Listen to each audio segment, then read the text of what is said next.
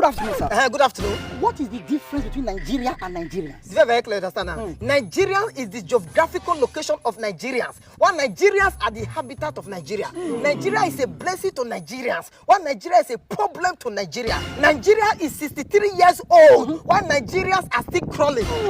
They have failed! Do you know that Nigeria is rich, but Nigerians are poor? Nigeria is blessed with oil, but Nigerians are suffering because of oil. Nigeria is free of its colonial masters, but Nigerians are running to the land of their colonial master for survival. Nigeria have leaders, but Nigerians lack leaders. Nigeria have a great future, but Nigerians are so myopic to picture the future. War. Nigeria is blessed with mineral, but Nigerians are suffering from political diabetes. My brother, do you know that as I speak to you now, the person that sang the land is green is no longer in the land. She's in another land looking for greener pastures. They told us that education is the key, but do you know that yesterday I see my classmates for international airport, they said padlock? This is a country where every man wants to trample on another man to be elevated. A country where professors are made professors just to announce the result when literate 1 theater office. As I speak to you now, do you know that the salary of an average policeman is 50 liters of fuel? From here to Shogotendo, that be the salary. My brother, do you also know that the salary of a soldier man is not enough for him to go and see his family to and fro? As I speak to you now, our scholars are flying out, our engineers are flying out, our doctors are flying out, our professors are flying out, our graduates are flying out, and still the economy of this country is yet to take off. As I speak to you now, 3 sets of people are left in this country. Those who are running, those who are running for election, and those who hit the ground running. Do you know that we are no longer a country? We are now a group of people waiting for their visa to come out. That's what I say. So you mean this full Nigeria now na embassy? Yes, those who remain and those who they deny. Get out of here. My brother, Nigeria is blessed, but Nigerians are wicked. Every man is waiting for the next man to fail, and yet you want the country to succeed. Wickedness, bitterness, self-entitlement, immediate gratification is the fastest mobilization to corruption. You don't need transport. I want to harvest you.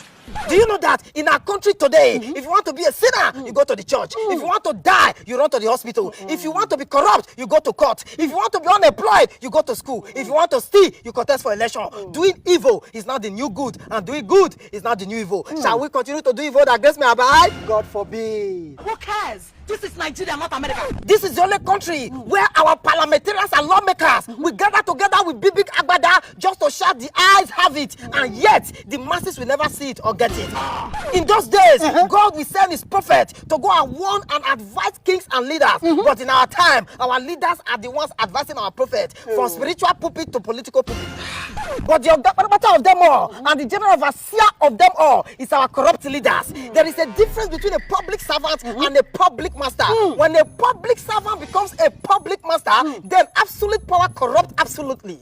Do you know that before this country was created, corruption was created, and on the altar of corruption was this country created? Our colonial master were smart enough to have left us in a humpity-dumpity situation. But today, it's still a big shock today that we are still striving. We are even 63 years old, going to 64. It was because of this colonial corruption that a great man called Herbert Macaulay led the first protest in this country, and over time, the gathering of this comrades was given a name called NYM, the Nigeria Youth Movement of 1934. And later, Herbert Macaulay and a few others formed the National Council of Nigeria and Cameroon, NCNC, having Herbert Macaulay as the president and Nnamdi Azikiwe as the secretary. Then the NYM now become AG, the Ashok group led by Awolowo, the famous cocoa farmer.